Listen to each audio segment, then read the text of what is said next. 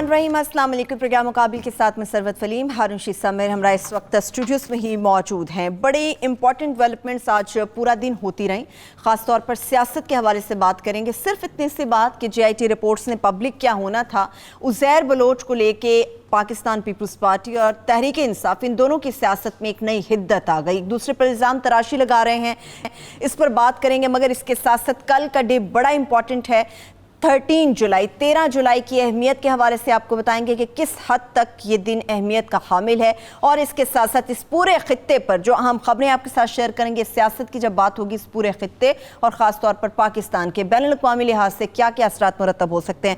سب سے پہلے ہارون صاحب، عزیر بلوچ کی آج جس طرح سے میں نے کہا سارا دن ہم دیکھتے رہے، کہا تھا کہ شاید جے آئی ٹی رپورٹس پبلک ہوں گی، بہت سارے حقائق سے پردہ اٹھے گا، مگر یہاں تو ایسا محسوس ہوتا ہے ایک طوفان جس کا کہا جا رہا تھا آئے گا تھم جائے گا، مگر ہر روز ایک نیا طوفان ہمیں دیکھنے کو مل رہا ہے پیپلز پارٹی اور پی ٹی آئی کی صورت میں۔ یہ جب تک شو ڈاؤن نہیں ہوگا نا، جو معلوم نہیں کب ہوگا، یہ طوفان اب بڑھتا چلا جائے گا، کہیں کہیں آپ کو لگے گا کہ تھم گیا ہے، لیکن اب یہ تھم نہیں سکتا صحیح میرے خیال میں، جو میرا اندازہ ہے۔ ٹھیک، اور میں دہراتا رہتا ہوں کہ غیب صرف اللہ جانتا ہے، بندے نہیں جانتے۔ ہمیں جو عوامل ہمیں معلوم ہوتے ہیں اور جو خبریں ہم تک پہنچتی ہیں، ہم ان کی بنیاد پہ تجزیہ کرتے ہیں۔ اس لیے بعض اوقات لوگ کہتے ہیں کہ یہ فلاں آپ کا تجزیہ غلط ثابت ہوا یا رائے غلط ثابت ہوئی، اس کا احتمال رہتا ہے، اس کی ہم وضاحت، یا ہمارا فرض ہے کہ وضاحت کر دیا کریں کہ فلاں بات جو ہے وہ نادرست ثابت ہوئی۔ بات یہ ہے کہ پیپلز پارٹی کی اور عمران خان کی ٹھن گئی ہے، اور ایسی ٹھن گئی ہے کہ اس میں مصالحت کا دور دور تک کوئی امکان نہیں۔ ٹھیک، اب ہم ایک ایک کر کے ان الزامات کا جائزہ لے سکتے ہیں جو دونوں ایک دوسرے پر لگا رہے ہیں، اس کا جائزہ لے لیں گے۔ ٹھیک، لیکن یہ طے آ گیا کہ وہ زرداری صاحب جو ہیں وہ جوا کھیلنے پہ تل گئے، انہوں نے فیصلہ کر لیا کہ بچنے کی تو کوئی صورت ہے نہیں، نہ تو سنجرانی کی زمین کے کیس میں وہ بچ سکتے ہیں اور نہ وہ بچ سکتے ہیں 55 بلین روپیز کے فیک اکاؤنٹس میں، جعلی کھاتوں میں، جی، اور اس میں بلاول بھی نہیں بچ سکتا سنجرانی کی زمین میں۔ اب وہ جوا کیا کھیل رہے ہیں، ادھر سے حسین حقانی کا فون شون بھی آتا رہتا ہے بیچ میں، وہ سمجھتے ہیں کسی کو پتہ نہیں ہے، لیکن ظاہر ہے جو پتہ رکھنے والے ان کو پتہ چلتا رہتا ہے، اور ان کو ہلا شیری بھی دے رہے ہیں جو ہمارے لبرل ہیں، کبھی ٹکرا جاؤ فوج سے، مطلب یہ کہ فوج کو کچھ نقصان تو ہوگا، حالانکہ اس میں وہ مارے جائیں گے۔ اور باقی اس کا ایک اسی بات کا ایک دوسرا پہلو بھی ہے، اس پہ بعد میں آتے ہیں کہ وہ پاکستانی سیاستدانوں کا مزاج بھی یہ ہے کہ یہ اپنے آپ کو جب تک تباہ نہ کر لیں، جب تک ماشاء اللہ لگ نہ جائے۔ دیکھیں نا، اب تو حالات ایسے ہیں کہ فوج لگانا ہی نہیں چاہتی، کیونکہ وہ تو ایک مصیبت میں پڑ جائے گی، پہلے ہی بہت اس میں بوجھ ہے۔ تو یہ جب تک ماشاء اللہ لگ نہ جائے نا، 10 سال کا وقفہ آتا ہے، اس وقفے میں کوئی تھوڑی بہت صلح یہ کر لیتے ہیں۔ ٹارگٹ کیا ہے پیپلز پارٹی کا؟ پیپلز پارٹی کا ٹارگٹ ہے بلاول مین اپوزیشن لیڈر بنے۔ یہ بات وہ اعلانیہ بھی کہہ رہے ہیں اور خبریں بھی اندر سے بھی یہی آ رہی ہیں۔ نفیسہ شاہ تحمل تو فرمایا نا، اتنی جلدی ججمنٹ نہ دینا، جج کا کام۔ ہارون صاحب ان کے کچھ دنوں سے آج کل جج بھی بڑی جلدی ریمارکس دیتے ہیں، اینکر بھی بڑی جلدی ریمارکس دیتے ہیں۔ آپ کی صحبت کا اثر ہے ہارون صاحب، آپ کی صحبت کا اثر۔ اچھا ٹھیک ہے، میری صحبت سے پہلے تو آپ بالکل کسی کو ٹوکتی ہی نہیں تھی۔ اچھا، تو وہ ایک پروگرام ہوتا ہے نا جو ایک صاحب کرتے ہیں، اس میں بھی ایک ہی اینکر ہوتی ہے اور ایک ہی صاحب ہوتے ہیں، کیسی وہ مؤدب ہو کے بیٹھی رہتی ہے جی وہاں پہ ہارون صاحب تجزیہ کار بھی ہارون صاحب نہیں ہوتے اور کرسی پہ ثروت نہیں ہوتی، صرف اتنا سا فرق ہے، آگے بڑھتے ہیں۔ اچھا، بات یہ ہے کہ وہ مولانا فضل الرحمان سے فرمائش کی انہوں نے کہ بلاول کو مین اپوزیشن لیڈر بنانا ہے۔ ٹھیک، کرایہ بھاڑا دینے کے لیے تیار ہیں وہ، آخر وہ کراچی آتے جاتے ہیں، جہاز میں پیسے لگتے ہیں، راستے میں روٹی بھی کھانی ہوتی ہے، تو وہ ضروری اخراجات برداشت کرنے کے لیے تیار ہے مولانا فضل الرحمان، اگر ان کی مدد کریں۔ یہ ہے اطلاع، ٹھیک ہے، اور جوا کھیلنے کے لیے تیار ہیں، ٹھیک ہے۔ اور چونکہ معاملات ایسے ہیں کہ اس میں اسٹیبلشمنٹ مدد کرنا بھی چاہے نہیں کر سکتی، اور وہ سمجھتے ہیں اسٹیبلشمنٹ یہ سمجھتی ہے یہ کمزور ہے، دوسرا وہ عمران خان کو کیوں روکیں؟ وہ عمران خان کو روکیں، وہ کون سا کسی چیز میں تعاون کر رہے ہیں، وہ سندھ کارڈ کھیل رہے ہیں، اور وفاق کے معاملے میں اسٹیبلشمنٹ بہت سینسٹیو ہے کہ وہ یہ نہیں کہتے کہ مرکزی حکومت یہ کر رہی ہے، عمران خان کر رہا ہے، وہ ساتھ ساتھ یہ کہتے ہیں وفاق یہ کر رہا ہے، یعنی پاکستان قصوروار ہے. جب آپ کہتے ہیں نا وفاق یہ کر رہا ہے، پاکستان قصوروار ہے. ٹھیک ہے، یہ آپ کو پتا نا اے این پی کے ورکر تھے نا جی زرداری صاحب، وہ دل سے اے این پی نکلی تو نہیں ہے نا. وہ کہیں نہ کہیں جیسے کہتے ہیں جماعت اسلامی سے آدمی نکل جاتا ہے، جماعت اسلامی اس کے اندر سے نہیں نکلتا. جیسے فیاض حسن چوہان صاحب. ہاں فیاض حسن چوہان صاحب بڑے نیک آدمی ہیں، جماعت اسلامی میں رہے ہیں تو ان کے پارسائی میں تو کچھ شبہ ہو ہی نہیں سکتا. ٹھیک ہے، آپ مجھے ڈریگ کرنے کی کوشش میں کہ آپ خود بات کرتے ہیں ہارون صاحب، میں کہاں میری کتنی جرت. اچھا، اب جناب جو ہے ٹھن گئی ہے عزیر بلوچ پہ، کہتے ہیں جی یہ رپورٹ اصلی ہے، یہ اصلی ہے، اس پہ 4 دستخط ہیں، اس پہ 7 دستخط ہیں. میڈیا والے بڑا زور لگا رہے ہیں ثابت کرنے کے لیے کہ اس پہ تو 3 دستخط ہی نہیں ہیں. او بھائی وہ سندھ پولیس کے سندھ حکومت کے ملازم تھے، پولیس افسر، وہ کیسے اس پہ دستخط کر سکتے تھے اصلی رپورٹ پہ؟ رپورٹیں دونوں اصلی ہیں، ایک میں کچھ چیزیں حذف کر دی گئیں، دوسری بھی جعلی نہیں ہے چھوٹی رپورٹ بھی. تو سندھ پولیس کے جو سندھ حکومت کے ملازم تھے وہ کیسے سائن کرتے؟ تو اس میں قطن کو پھر 164 کے تحت جو اس نے بیان دیا ہے عدالت میں، تھانے میں تو نہیں دیا عزیر بلوچ نے، انڈر پریشر تو نہیں دیا، عدالت میں دیا ہے. اس میں 198 افراد کے قتل کا وہ تسلیم کرتا ہے کہ زرداری صاحب اس کی سرپرستی. اب تو گیم اس سے کہیں آگے نکل گیا ہارون صاحب. اوہ گیم تک چلتا ہوں نا میں، ذرا موقع تو دینا. اب بات یہ ہے کہ یہ ٹھنی رہے گی، مولانا فضل الرحمان کے سینے میں انتقام کی آگ روشن ہے، اور انتقام کی آگ کبھی ٹھنڈی نہیں ہوتی. یا تو مقتول اپنی طبی عمر پوری کر کے اللہ کے پاس چلا جائے، یا وہ اپنا انتقام پورا کر لے. یہ انتقام عوام سے یا عمران خان سے؟ عمران خان سے لینا چاہتے ہیں. عوام کا جائیں بھاڑ میں، ملک جائے بھاڑ میں، ان کے بھاڑ میں کے اوپر کامیں لگا دیں. ان کو ملک سے کیا ہے؟ سیاست صرف مولانا فضل الرحمان کی بات نہیں، اور کس سیاستدان کو ملک کا درد ہے؟ اگر ملک کا درد ہو تو ملک کی یہ حالت ہوتی. نون لیگ کو تو درد ہے، وہ تو کہتے بھی ہیں، نون لیگ کو بڑا درد ہے، وہ روتے رہتے ہیں. نواز شریف صاحب 2 تولیے رکھتے ہیں، وہ کہتے ہیں اس ملک کے لیے، اس ملک کے لیے نواز شریف صاحب کچھ کیا. نواز شریف صاحب کو بہت درد ہے اور 2 تولیے رکھتے ہیں، روتے رہتے ہیں. ایک تولیہ جو ہے وہ جب گیلا ہو جاتا ہے تو پھر دوسرا تولیہ، پھر اتنے میں دوسرا تولیہ درد، بڑا درد ہے. شہباز شریف بھی روتا رہتا ہے ملک کے لیے، اور باقی بھی خاندان کے لوگ روتے رہتے ہیں ملک کے لیے. اور جو بھی وراثتی جائیداد ہے وہ بیچ کے تو غریب عوام کو دیتے رہتے ہیں، بانٹتے رہتے ہیں. بڑا درد ہے. وہ پھر بن جاتی ہے. اچھا بانٹتے وہ پھر بن جاتی ہے. آپ نے مجھے ڈریگ کرنا ہے، کوشش کر لیں. نہیں آپ عزیر بلوچ پہ یہ ہے. آپ جناب عزیر بلوچ صاحب جو ہیں وہ کہتے ہیں جی یہ عارف حلوی نے ان سے ملاقات کی تھی. یحییٰ خان بھی مقدس تھا. یحییٰ خان کی میں نے ایسی تعریفیں لوگوں کو کرتے سنا ہے کہ آدمی دنگ رہ جاتا تھا کہ ایک آدمی جس کے بارے میں معلومات یہ کہتی ہیں، اس وقت چھپتی تو نہیں تھی، نہ کوئی میڈیا تھا. محبت تو کسی سے بھی ہو سکتی ہے. تو یہ محبت نہیں ہے. کیوں آپ ڈریگ کرتی ہیں بات؟ آپ خود کہہ رہے ہیں محبت کس سے ہو سکتی ہے؟ چمچہ گیری. آپ کو لگتا ہے عوام عمران خان کی چمچہ گیری کرتی ہے؟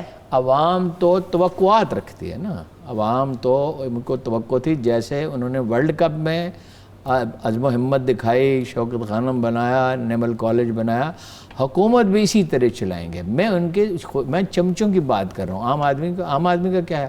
عام آدمی تو سارے جو ہے وہ حسن ظن رکھتے ہیں، کوئی نواز شریف سے اور کوئی زرداری صاحب سے بھی، ہاں سندھ میں، اور کچھ مارے باندھے بھی ووٹ دیتے ہیں. جہالت بھی ہے کہ بھائی وڈیرے نے کہا ہے ٹھیک ہے تو اس لیے ووٹ دیں گے. اچھا پی ٹی آئی کی حمایت اس لیے کہ وہ کہتے ہیں زرداری صاحب سے نفرت تھی، محترمہ کے بعد کوئی آپشن نہیں تھی. انہوں نے آپریشن جو کیا ان کے خلاف، ٹھیک ہے، چاہے برائے نام کیا، مگر کیا نا آپریشن. تو اتنی انفلیٹڈ ایگو، اتنے بہت طاقتور، اربوں روپے ان کے پاس، اور وہ جناب ان کے اوپر پولیس چڑھا دیں. آپ جن کے کہنے پہ پولیس افسر مقرر کیے جاتے تھے وہ ریٹیلیٹ کر دیں. باقی عارف حلوی ان کے پاس کیوں گئے اور انہوں نے ان سے ووٹ کیوں مانگے؟ تو یہ اقتدار میں آنے کے لیے ساری تگدو کر رہے تھے. یہ کوئی شوکت خانم ہسپتال بنانے کا منصوبہ تو نہیں تھا. شوکت خانم اور طرح کا منصوبہ تھا، پی ٹی آئی اور طرح کا منصوبہ تھا. پی ٹی آئی تو اس لیے بنائی گئی تھی کہ اقتدار حاصل کیا جائے. شروع میں آئیڈیلزم برقرار رہا، لیکن جب 30 اکتوبر کا جلسہ ہو چکا اور اقتدار قریب نظر آنے لگا اور اسٹیبلشمنٹ بھی کوئی تھوڑی سی مائل ہوتی دکھائی دی، اس وقت مائل ہوئی نہیں فوری طور پہ. اس الیکشن کے بعد اگلا الیکشن تو یہ ہار گئے کیونکہ اس وقت اسٹیبلشمنٹ نے لا تعلق ہونے کا فیصلہ کیا. اس کی تفصیلات میں چونکہ براہ راست جانتا ہوں, کسی وقت آپ الگ سے ایک پورا پروگرام کر لیں, میں آپ کو شیئر کروں گا. اچھا, تو انہوں نے غلطی ٹکٹ دینے میں کی. اگر ان کے ویسے تو ان کو 90 سیٹیں مل جاتی. 3 سروے ہوئے تھے, 2 سروے میں 90 تھی, ایک میں 91 تھی. ٹھیک ہے, مگر انہوں نے ٹکٹ دینے میں غلطی کی. ٹکٹ دینے کا میکنزم یہ پہلے بھی کبھی نہیں بنا سکے اور ابھی بھی نہیں بنا رہے. پختونخوا میں جہاں ان کی پاپولیرٹی تھی اتنی زیادہ کہ یہ کمزور امیدوار کو بھی لوگ ووٹ دینے کے لیے تیار تھے, وہاں تو یہ پہلی دفعہ انہوں نے سیٹیں 33 جیتیں, دوسری دفعہ 65 جیتیں.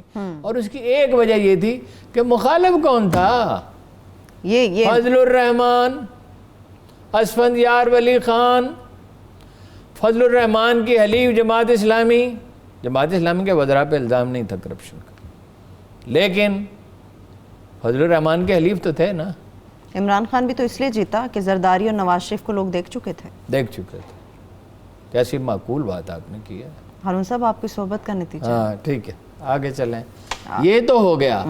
اب ہوگا کیا یہ؟ اچھا, نون لیگ کیوں نہیں آ رہی؟ جو سوال ہے وہ آپ نے پوچھا ہی نہیں. نون لیگ جو ہے, اگر مین اپوزیشن لیڈر بلاول بھٹو نے بننا ہے تو نون لیگ کیوں کنٹریبیوٹ کرے؟ نمبر 1. نمبر 2, ان کی کھال تو انہیں ابھی تک امید ہے بچ سکتی ہے. ٹھیک ہے, شہباز شریف صاحب تو آزاد پھر رہے ہیں نا. بالکل پھر رہے ہیں. انہوں نے نہیں جعلی کھاتے کھولے, ان کی ٹیٹیز نہیں ہے, پھر بھی آزاد پھر رہے ہیں. انہیں بچنے کی کچھ امید باقی ہے.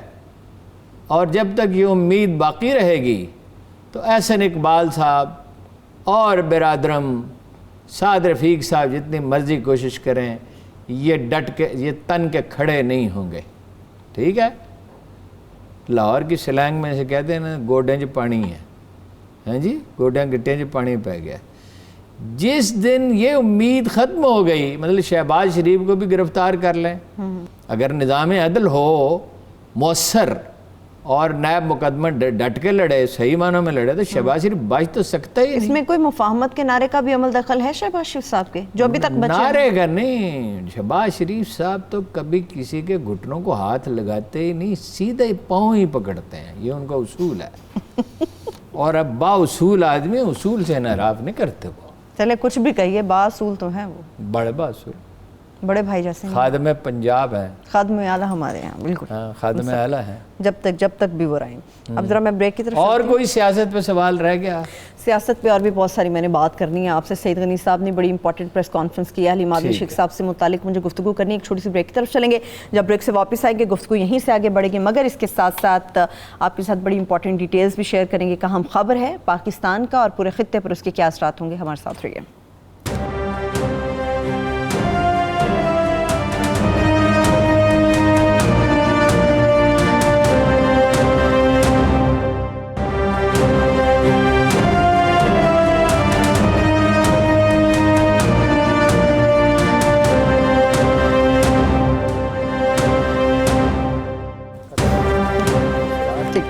بریک کے بعد ایک بار پھر سے پروگرام میں ہم آپ کو خوش آمدید کہیں گے.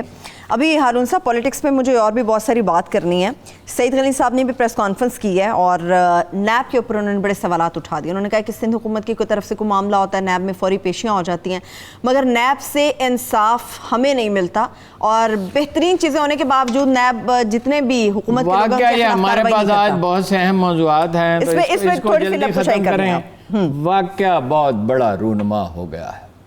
واقعہ یہ رونما ہو گیا ہے کہ کسی انڈیویجول پہ تو کرپشن کا کیس ہوتا تھا, اس میں ہو گیا صوبائی حکومت کے 52% کمیشن لیتی ہے. حالانکہ یہ بڑی زیادتی ہے پی ٹی آئی والوں کا کہنا کہ 52% کمیشن لیتی ہے. کمیشن کے بارے میں آراء مختلف ہیں, 50% سے لے کے 80% تک ہے. یہ انہوں نے کہاں سے تعین کر دیا کہ 52% لیتے ہیں.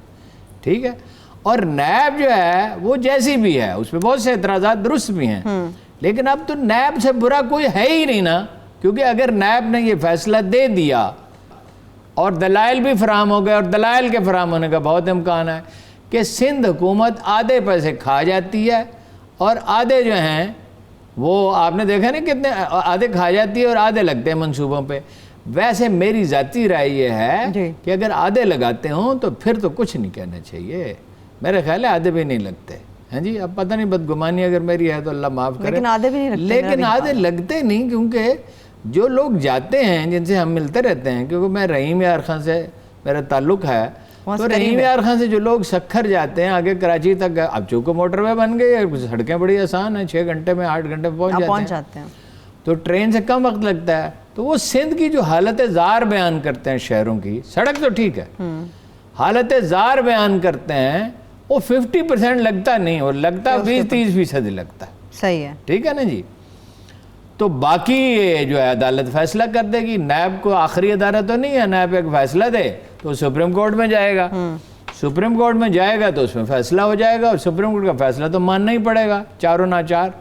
ویسے تو سپریم کورٹ کی بھی کوئی مذمت کرنا چاہیے کر دے, لیکن بہرحال سندھ, میں نے آپ سے کہا تھا پرسوں, جناب نے عرض کیا تھا, ہماری بات کو تو آپ سیریسلی لیتے نہیں, بہت سیریس لیتی ہوں ہارون صاحب, کہ سندھ میں پیپلز پارٹی کے فوت ہونے کا وقت قریب آ پہنچا ہے. لکل امت اجل, ہر گروہ کے لیے اللہ نے موت لکھی ہے.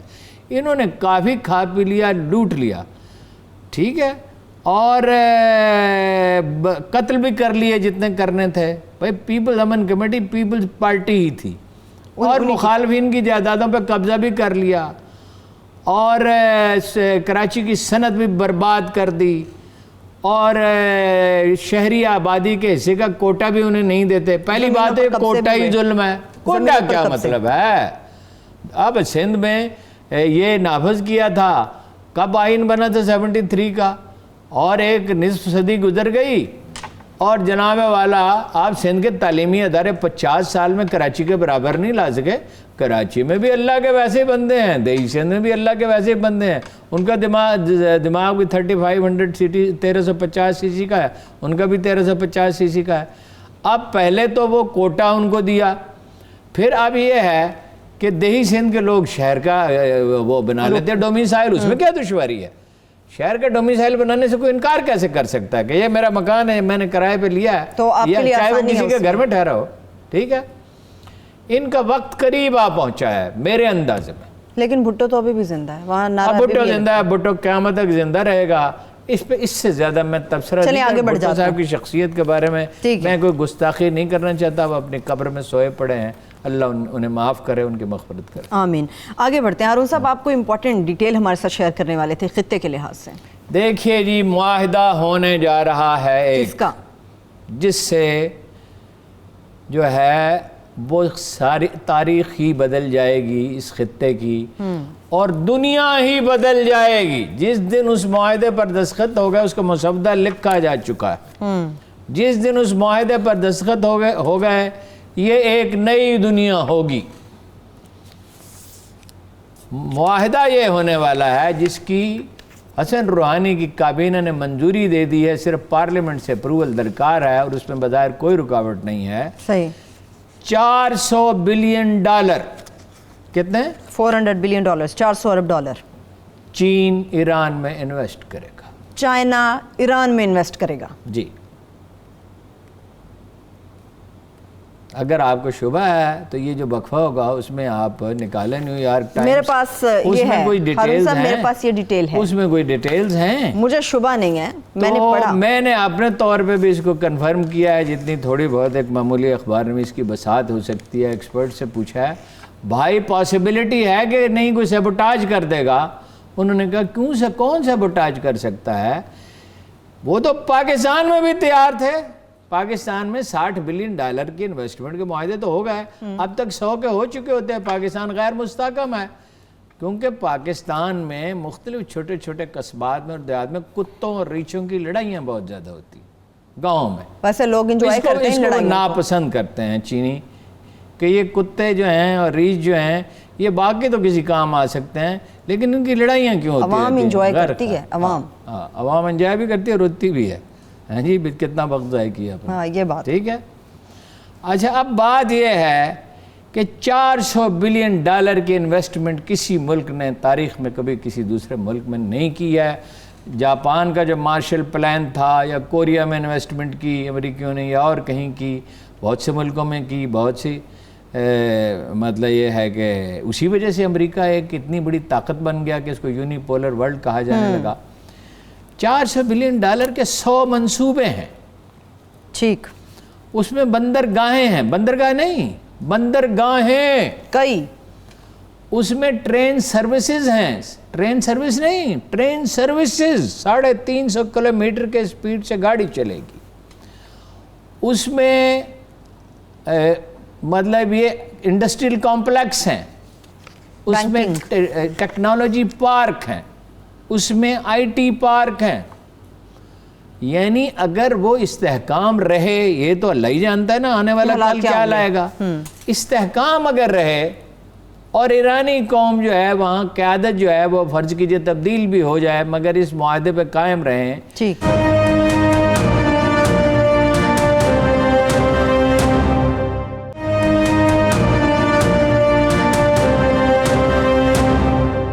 ہم نے جناب چینیوں کو جو ہے وہ ہم نے سلو کر دی سپیڈ اس کی، سپیک کی، یہاں $400 بلین انویسٹ کر سکتے تھے، اس لیے کہ دوست ان کے ہم ہیں۔ ایران ان کا کب دوست تھا؟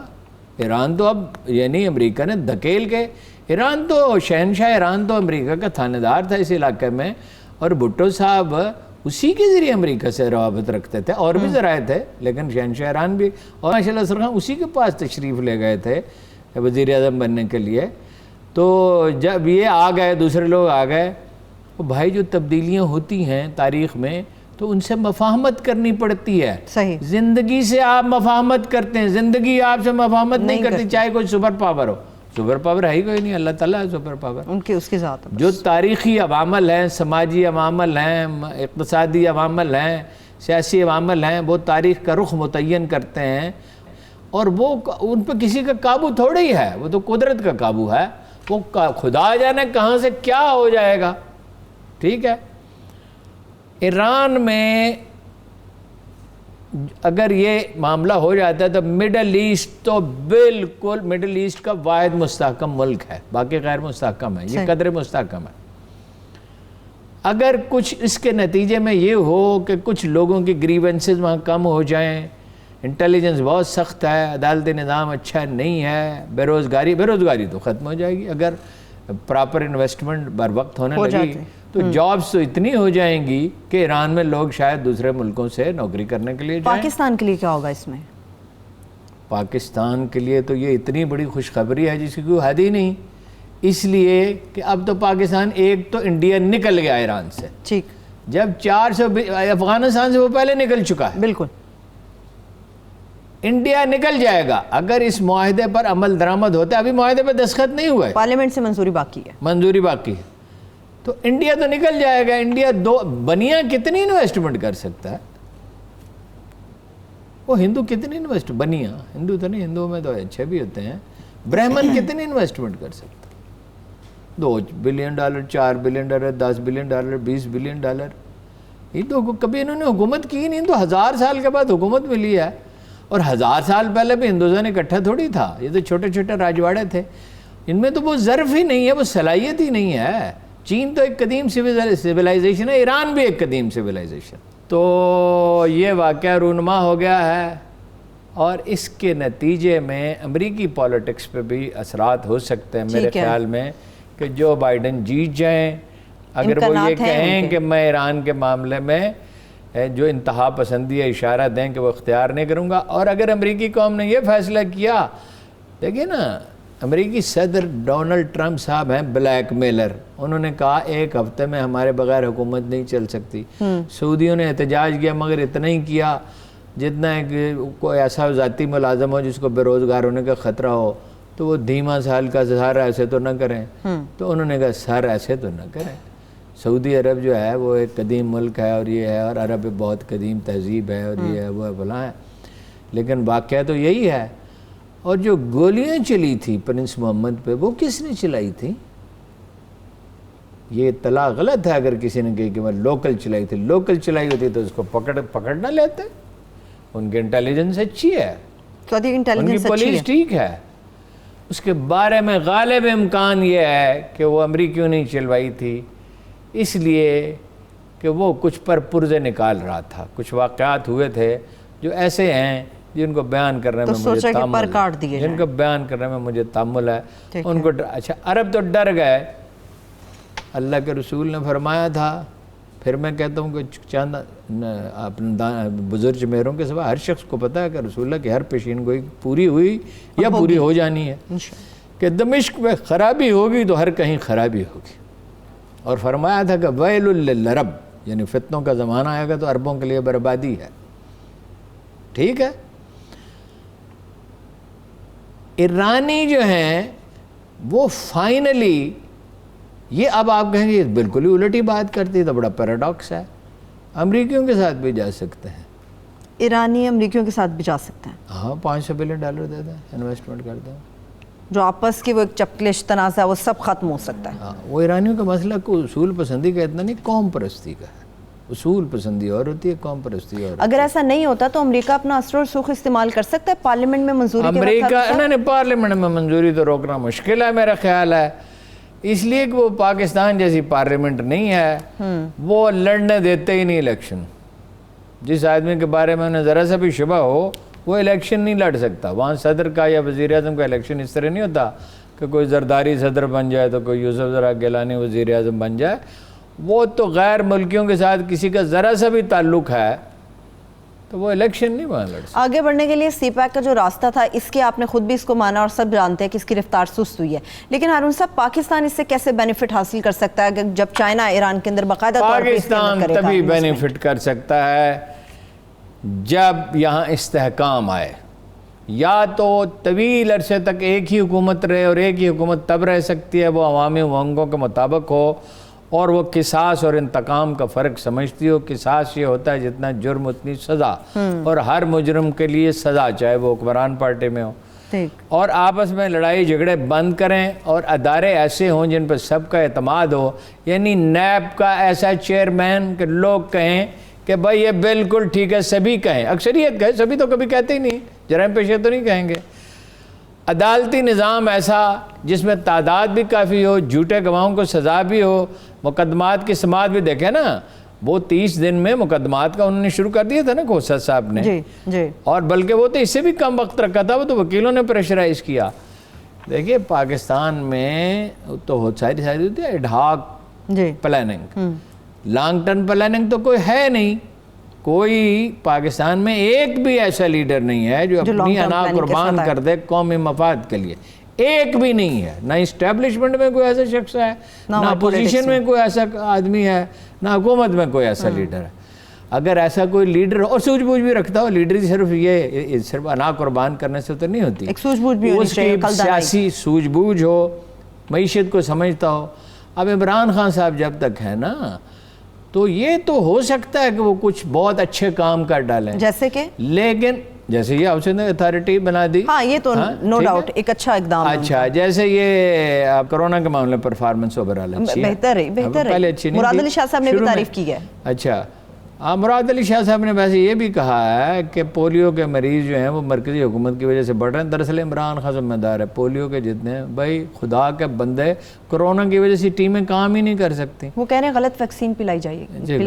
غلط ویکسین مطلب کیسے پلا سکتے؟ کیا یہ تو جواب مراد علی شاہ صاحب، ویکسین آتی کہاں سے؟ وہ تو ایلیگیشن یہی لگا رہے ہیں، ایلیگیشن جو مرضی لگائے، مراد علی شاہ صاحب کو کون روک سکتا ہے؟ مراد علی شاہ یہ بھی کہہ سکتے ہیں کہ آج سے زمین کا نام آسمان ہونا چاہیے، آسمان کا زمین ہونا چاہیے۔ سعید غنی صاحب یہ کہہ سکتے، جنہوں نے کل کہا نہیں، میں کہہ نہیں سکتا کہ عزیر بلوچ ٹیررسٹ ہے یا نہیں، یعنی اس نے 1 کروڑ قتل کیے ہوتے تو پھر میں سوچتا کہ شاید وہ ٹیررسٹ ہے، شاید وہ ٹیررسٹ ہے۔ اور ٹیررسٹ کیا ہوتا ہے؟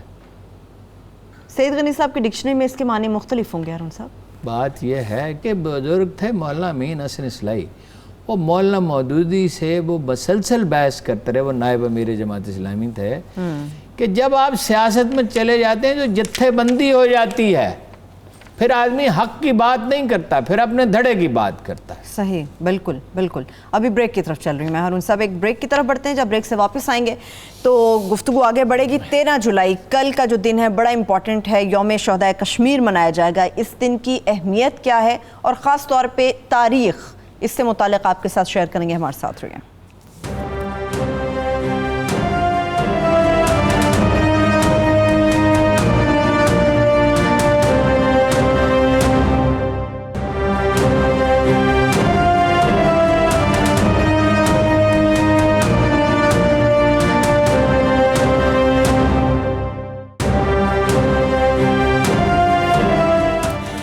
ایک بار پھر سے پروگرام میں ہم آپ کو خوش آمدید کریں گے. ہارون صاحب, کل یوم شہدائے کشمیر منایا جائے گا دنیا بھر میں جہاں جہاں بھی کشمیری ہیں. 13 جولائی کو یوم شہدائے کشمیر آخر منایا کیوں جاتا ہے؟ لوگوں کو بتانا بڑا ضروری ہے اس کی تاریخ. دیکھیے, بے چینی تو پہلے ہی تھی. یہ 13 جولائی 1931 کا دن تھا جب ایک واقعہ پیش آیا جس کے بعد کشمیر میں اگر کبھی امن ہوا بھی تو عارضی امن ہوا, پھر ہنگامے ہی رہے. آج تک ہنگامے جاری ہیں, آج تک جا رہے ہیں, اور ہو گئے مطلب یہ 89 ایئرس, اور جب تک کشمیر آزاد نہیں ہوگا یہ ہنگامے جاری رہیں گے. بعد یہ مسلم اکثریت تھی, انگریزوں نے اسے بیچ ڈالا ڈوگروں کے ہاتھ میں, اور سچویشن ہوتی ہے جس میں قومیں دب جاتی ہیں, غلام ہو جاتی ہیں. لیکن ڈوگروں نے یہ کیا کہ بھئی غلام بنایا انہوں نے, اور اتنے ٹیکس عائد کیے اور اتنا تنگ کیا خلق خدا کو کہ کشمیری مستقل مائیگریٹ کرتے رہتے تھے. یہ ہمارے جو پنجاب سے لے کے اور بنگال تک اور پورے انڈیا میں کشمیری پھیلے ہوئے ہیں, یہ اسی لیے ایک تو وسائل بھی کم تھے, لیکن اسی لیے زندگی بہت دشوار تھی. آپ کو حیرت ہوگی کہ چولہا ٹیکس بھی ہوتا تھا, جس کے گھر میں چولہا ہے وہ ٹیکس دے. وہ بھی ٹیکس دے گا؟ جی, چولہا ٹیکس. یہ واقعہ تاریخی واقعہ ہے, میں کوئی افسانہ تو نہیں سنا رہا آپ کو. اچھا, اب یہ تو گوارا انہوں نے کیا, غلام تھے, مجبور تھے, اور اس سے پہلے بھی بیچارے کیا آزاد تھے. مغل کون سا ان کے ساتھ اچھا سلوک کرتے تھے, اور جو پٹھانوں کی حکومت رہی انہوں نے کون سا اچھا بہتر سلوک نہیں کیا. لیکن بہرحال ہر انسان کے اندر آزادی کی آرزو ہوتی ہے, اور ایک آخری چیز ہوتی ہے مسلمان کے لیے, وہ اللہ اور اس کے رسول کا نام ہے, قرآن کریم ہے. اب نوبت جب یہاں تک پہنچ جائے کہ قرآن کی توہین کی جائے, ایک تو قرآن کریم کی توہین کی گئی, اب تفصیل کو چھوڑیں, اور ایک یہ ہے کہ خطبہ عید پہ پابندی لگا دی گئی. یہ ڈوگرا مہاراجہ میں, یہ اس دور میں ڈوگرا, یہ 1931 یعنی 1930 میں لگی ہوگی, یہ 1931 میں لگی. پابندی لگا دی گئی کہ اپنا خطبہ نہیں دے سکتے عید کا. عید کا خطبہ کیوں نہیں دے سکتے کہ بھائی اس میں لوگ فرعون اور موسیٰ کا واقعہ بیان کرتے تھے. انٹیلیجنس نے رپورٹ کیا کہ بائی امپلیکیشن تو آپ کو فرعون کہہ رہے ہیں, اور کہہ رہے ہیں کہ اللہ ہر دور میں ایک موسیٰ پیدا کرتا ہے, ہر فرعون را موسیٰ, ہر فرعون کے لیے ایک موسیٰ ہے. تو دیکھو نا, وہ جو جادوگر تھے, قرآن کریم ان کا قصہ بیان کرتا ہے, تھے تو وہ منگتے ہی نا, بھکاری تھے نا, جن کو حضرت موسیٰ صاحب کو مقابلہ کرنے کے لیے بلایا گیا تھا. تو انہوں نے کہا کیا تھا, ان کو کوئی پیسے بھی دو گے یا نہیں فرعون سے, یعنی بادشاہ سے کچھ ملے گا. لیکن جب ان کے دل میں اللہ نے ایمان ڈالا تو انہوں نے فرعون سے کہا جو چاہے کر لیں. اس نے بہت سخت دھمکیاں دیں ان کو, ہاتھ پاؤں کٹوا دوں گا, یہ کر دوں گا, فلاں کر دوں گا. ٹھیک ہے, انہوں نے کہا جو چاہے کر لے, ہم خدا واحد پہ ایمان رکھتے ہیں. تو ایک وقت آتا ہے جب ایمان جاگتا ہے. دیکھیے کشمیر کے معاملے میں ایک پہلو ہے, اس کو ایک عام جو سیاسی طالب علم ہے پولیٹیکل سائنس کا, اس کو اہمیت نہیں دیتا, میرے خیال میں دینی چاہیے. اورنگزیب عالمگیر کے دور میں منہ مبارک آیا رسول اللہ صلی اللہ علیہ وسلم کا اقبال, تو اس نے فیصلہ کیا کہ اس کو سری نگر میں رکھا جائے, ایک تحفہ کشمیریوں کو دیا جائے. تو ایک کشمیری شاعر نے لکھا کہ آج کشمیر حجاز کا ہم پلہ ہو گیا. ذرا ہے محبت میں لکھا, رسول اللہ صلی اللہ علیہ وسلم کا منہ مبارک ہے. پھر وہ وادی تک معاملہ پہنچا, سارے مسلمان اکٹھے ہوئے, اور یہ 31 جولائی 13 جولائی 1931 کو یہ ایک اجتماع ہو رہا تھا, غور و فکر ہو رہا تھا کیا کرنا چاہیے, کیا لاہ عمل بنایا جا رہا تھا. وہاں ایک شخص اٹھا, اس کا نام عبدالقدیر خان تھا. اس کا کشمیر سے کوئی تعلق نہیں تھا, وہ سوات کا رہنے والا تھا. کہا جاتا ہے کسی اور بھی جگہ کا لوگ کہتے ہیں, لیکن زیادہ لوگ کہتے ہیں سوات سے تعلق تھا. اس نے ایک تقریر کی مختصر سی, مگر وہ اس کے دل سے نکلی تھی بات. اس نے کہا کب تک غلامی کا بوجھ اٹھائے کھڑے رہو گے, کب تک تمہاری کمریں جھکی رہیں گی اس غلامی کے بوجھ سے, تو تم کس دن کے لیے جیتے ہو, اس زندگی سے موت بہتر نہیں ہے. وہ بڑے بڑے لیڈر اور اسکالر جو تھے وہ تو کیا کرتے، وہ عبد القدیر خان کی تقریر نے آگ لگا دی، وہ یہ دل سے نکلی تھی، وہ خود تیار تھا مرنے کے لیے. جو آدمی یہ بات، ڈوگرا تو بڑے ظالم تھے. عبد القدیر کو گرفتار کر لیا گیا، ٹھیک، اسے سری نگر جیل میں بند کر دیا گیا. مقدمے کی سماعت بھی وہیں ہونے لگی کیونکہ خطرہ تھا کہ بہت ناراضگی پھیل چکی ہے، کچھ بھی جو ایجیٹیشن بڑھ نہ جائے، جو بعد میں بڑھا بھی. تو ہزاروں آدمی سری نگر جیل کے باہر جمع ہو گئے اور نماز کا وقت آیا تو ایک آدمی کھڑا ہوا دیوار پہ چڑھا جیل کی اور اس نے اذان دی. اذان دی تو خوف پھیل گیا کہ یہ تو اکسائے گا لوگوں کو، اذان دے نماز پڑھیں گے پتہ نہیں کیا ہوگا. مزید ابھر جائے گا. ایک رائفل سے گولی نکلی اور وہ جو آدمی مؤذن تھا اس کی لاش نیچے گری. مگر عجیب بات ہے، جب اللہ دلوں کو بدل دیتا ہے تو پھر کچھ بھی ہو سکتا ہے. پھر دوسرا آدمی دیوار پر چڑھا اور اس نے اذان دینا شروع کی. پھر ایک اور گولی چلی، پھر تیسرا، پھر چوتھا، پھر پانچواں، پھر چھٹا، پھر ساتواں، پھر آٹھواں. 22 لاشیں گری اور اذان مکمل ہو کر دی. اذان مکمل ہونے کے لیے 22 نوجوانوں نے اپنی جانوں کا نذرانہ پیش کیا. پہلے آدمی نے کہا اللہ اکبر اللہ اکبر، تو اس پہ گولی چلی، یا ایک دو اور بھی اشہدو ان لا الہ الا اللہ و اشہدو ان محمد رسول اللہ، ٹھیک ہے، یہ بھی کہا ہوگا. اذان بہرحال پوری ہو گئی اور 22 آدمی گر پڑے اور ڈوگرا راج کے منہدم ہونے کی بنیاد رکھ دی گئی. یہ ہے یوم کشمیر. اس پہ احرار نے، جو اس وقت مسلمانوں کی ایک بہت بڑی جماعت تھی اور اس کے لیڈر چودھری افضل حق تھے اور بڑے دردمند آدمی تھے، جنہوں نے کہا تھا اپنی پارٹی سے کہ تحریک پاکستان کی مخالفت نہ کرنا، مگر مولویوں کے ہتھے چڑھ گئی جب بعد میں تو انہوں نے تحریک پاکستان کی مخالفت کی.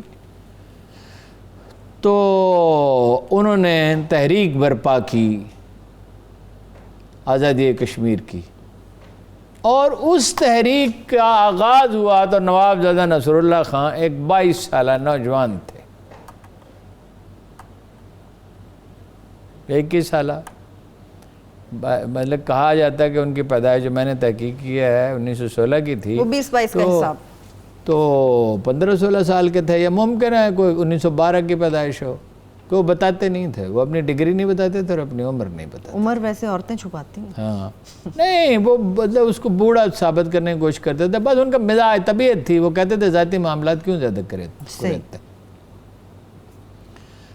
اور نواب زادہ نصر اللہ خان کو اسی لیے کشمیر کمیٹی کا چیئرمین بنایا گیا تھا ان کی خواہش پر. نواب زادہ نصر اللہ خان کشمیر کمیٹی کے چیئرمین کیوں بنے تھے؟ کیوں؟ اسی لیے کہ وہ اس تحریک میں شامل ہوئے تھے، اس میں گرفتار ہوئے تھے، اس میں انہوں نے تکلیفیں اٹھائی. ان کے دل کے قریب تھا کشمیر، ان کے دل میں بستا تھا. انہوں نے شاعری کی ہے اس پہ، انہوں نے ساری عمر اس تحریک کو یاد رکھا. کشمیر میں آج 5 نوجوان شہید ہوئے جی، ہر روز ایک قصبے میں. کبھی ایک قصبے میں شہید ہوتے ہیں، کبھی دوسرے قصبے میں شہید ہوتے ہیں. سلام ہے پاکستان کی اسٹیبلشمنٹ کو اور حکومت کو، اس کے کانوں پر جوں نہیں رینگتی. یہ کیا کرتے ہیں جب 10 12 15 آدمی شہید ہو سکتے ہیں؟ یہ ایک ٹویٹ کرتے ہیں. نہ اپوزیشن میں کوئی ایسا شخص ہے، اگر کسی پارٹی کے بارے میں ہم یہ کہہ سکتے ہیں کہ اس نے اپنی سی تھوڑی سی کوشش کی تو وہ ہے جماعت اسلامی. ان کی باقی ساری سیاست سے آپ کو اختلاف ہو سکتا ہے، لیکن انہوں نے مہاجروں کو بھی سنبھالا، جہاد کشمیر کی حمایت بھی کی، ان کے لوگ بھی وہاں گئے، اور جب حکومت پاکستان میں پابندی لگا دی تو پھر نہیں گئے. اور یہ پوری پاکستانی قوم کا جواب دی. چلیے اس کے ساتھ ہی میں ہارون صاحب کلوزنگ کی طرف جا رہی ہوں. سوال چھوڑے جا رہے ہیں. بہت شکریہ ہارون صاحب آپ کے وقت کا. میں تمام دیکھنے والوں کا شکریہ. اپنا خیال رکھیے. مجھے اجازت دیجیے. اللہ حافظ.